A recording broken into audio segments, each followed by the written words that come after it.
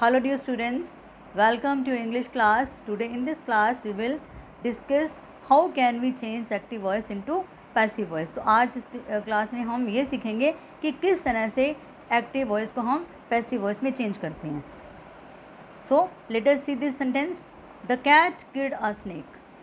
ये आपका active voice है. अब यहाँ पे देखो द कैट आपका सब्जेक्ट है, फिर उसके बाद में किल्ड है, that is the main verb, and then after that a snake, ये आपका ऑब्जेक्ट है.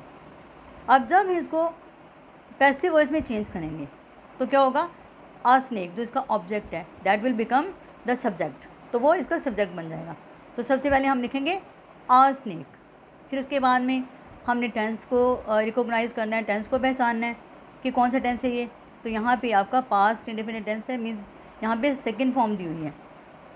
अब सेकंड फॉर्म है तो मीन्स ये पास्ट टेंस है, तो फिर हम इसमें वॉज का यूज़ करेंगे.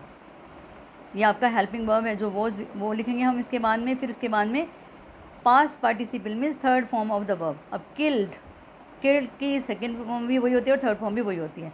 फिर उसके बाद में आपकी जो स्पेशल प्रपोजिशन है बाय वो आएगी. फिर उसके बाद में जो आपका सब्जेक्ट था एक्टिव वॉइस में वो आपका अब यहाँ पे ऑब्जेक्ट बन जाएगा. तो अब आपने यहाँ पे क्रॉस वाला जो रूल है वो याद रखना है.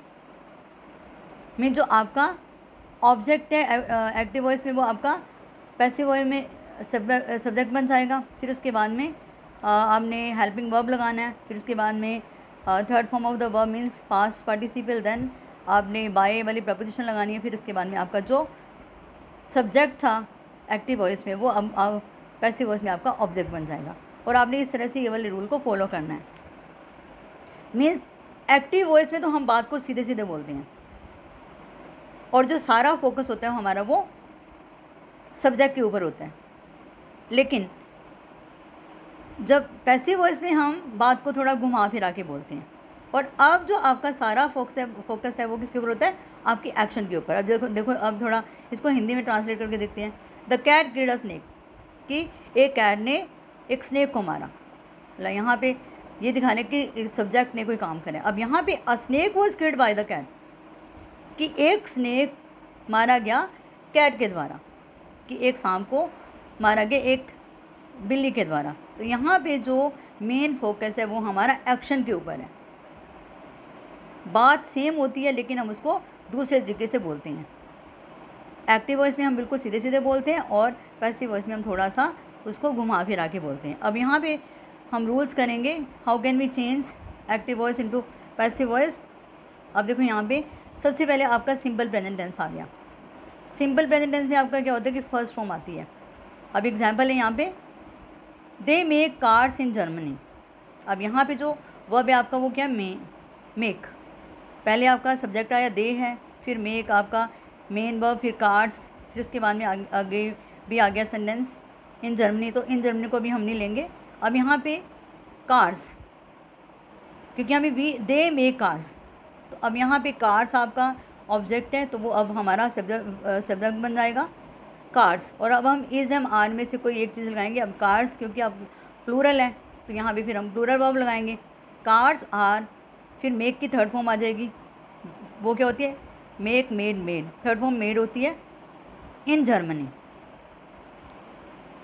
Now present continuous tense. अब यहाँ पे क्या होता है प्रेजेंट कॉन्टीन्यूअस में कि इज़ एम आर आता है और आईएनजी फॉर्म आती है. जैसे mother is baking a cake. अब देखो मदर यहाँ पे सब्जेक्ट है, इज़ आपका हेल्पिंग वर्ब है, बेकिंग आपका मेन वर्ब है और अ केक आपका ऑब्जेक्ट है. अब जो ऑब्जेक्ट है अ केक वो आपका सब्जेक्ट बन जाएगा. अ केक इज़. अब जहाँ पे आईएनजी वाली फॉर्म होती है वहाँ पे हमने बीइंग लगाना होता है. जो आपका कॉन्टीन्यूअस टेंस होता है उसमें आईएनजी फॉर्म होती है और हम हेल्पिंग वर्ब के बाद में बीइंग जरूर लगाते हैं वहाँ पे. A cake is being baked third form, फिर उसके बाद में by mother. Then past simple, JD Salinger wrote the Catcher in the Rye. अब ये एक बुक का नाम है the Catcher in the Rye. तो अब ये आपका ऑब्जेक्ट है. अब यहाँ पे सब्जेक्ट बन जाएगा.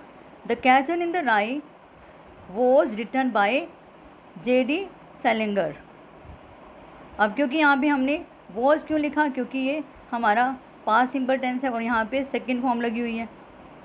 बस इसी चीज़ का आपने ध्यान रखना है। अगर आपकी फ़र्स्ट फॉर्म है तो फिर आप जो आपका न्यू सब्जेक्ट बनेगा उसके साथ में आपने इज़ामार लगाना है, और जहाँ पे सेकंड फॉर्म है वहाँ पे जो आपका न्यू सब्जेक्ट बनेगा, मीन जो ऑब्जेक्ट का आप न्यू सब्जेक्ट बनाओगे उसके बाद में आपने वॉज वर्ड लगाना है, और फिर उसके बाद में थर्ड फॉर्म आ जाएगी। And then past continuous tense. अब यहाँ पे क्या है, वॉज वर्ड लगाते हैं हम और ING लगाते हैं, है ना। जैसे they were watching TV when I got home. They were watching TV, अब देखो यहाँ तक का बनाओगे आप, तो TV अब इसमें आपका ऑब्जेक्ट है। TV के बाद में आपने जो आपका नया सब्जेक्ट बना है उसके अकॉर्डिंगली आपने वॉज वर्ड लगाना है, क्योंकि ये तो सिंगुलर है। पहले हमने लगाया देवर, पहले जो एक्टिव वॉइस में सेंटेंस है आपका देवर वॉचिंग TV, वहाँ पे वर्ड लगाएं। लेकिन अब TV सिंगुलर, तो अब यहाँ पे लगाएंगे TV वॉज। अब क्योंकि अब कॉन्टीन्यूस टेंस है यहाँ पे ING लगाए, तो बीइंग वॉच्ड बाय देम आ भी सकता है और कई बार नहीं भी लिख सकते। व्हेन आई गॉट होम, लेकिन हमने लगाना है यहाँ पे, बाय देम हम जरूर लगाएंगे यहाँ पे। Then present perfect tense, has और हैव लगाते हैं, और इसमें तो थर्ड फॉर्म ऑलरेडी दी होती है। अब जैसे I have clean my room, I have clean my room. अब देखो आई यहाँ पे सब्जेक्ट है, फिर आपके पास में ये हेल्पिंग वर्ब है, फिर आपके पास में क्लीन मेन वर्ब है, फिर माई रूम आपका ऑब्जेक्ट है। अब पैसिव वॉइस में चेंज करते हुए आपका जो माई रूम जो ऑब्जेक्ट है वो सब्जेक्ट बन जाएगा, माई रूम। और अब इसी न्यू सब्जेक्ट के अकॉर्डिंगली हम हैज़ और हैव लगाएंगे, क्योंकि अब आपका सिंगुलर है तो अब यहाँ पे हम हैज़ लगाएंगे। My room has been clean by me. And after that past perfect tense, अब इसमें हैड लगाते हैं और थर्ड फॉर्म आती है। तो Thomas had read the book before he saw the film. अब देखो Thomas had read the book, अब हैड के साथ में हम इसको रेड पढ़ेंगे, रेड द बुक। अब द बुक आपका ऑब्जेक्ट है, that will become subject in the passive voice. The book had been read by Thomas before he saw the film. And then after that future simple, will and first form will be changed into will be. They will write a test paper tomorrow. they आपका subject है, will आपका helping verb है, write आपका main verb है, और test paper ये आपका object है। तो आर टेस्ट पेपर आपका न्यू सब्जेक्ट बन जाएगा। तो इसके साथ में भी हम विल लगाएंगे, और विल के साथ में हमने यहाँ पे बी ज़रूर लगाना है। और test paper will be return by them tomorrow. अब यहाँ पे going to, he is going to make a speech next week. अब हम इसको पैसिव वॉइस में चेंज करेंगे। अब देखो यहाँ पे आपका ऑब्जेक्ट क्या है, a speech. A speech is going to be made by him. तो आपने इन वाले रूल्स को ध्यान से रीड करना है, and after reading and understanding them then it will be very easy for you. Then how can we change active voice into passive voice? So this was all about that. Thank you children.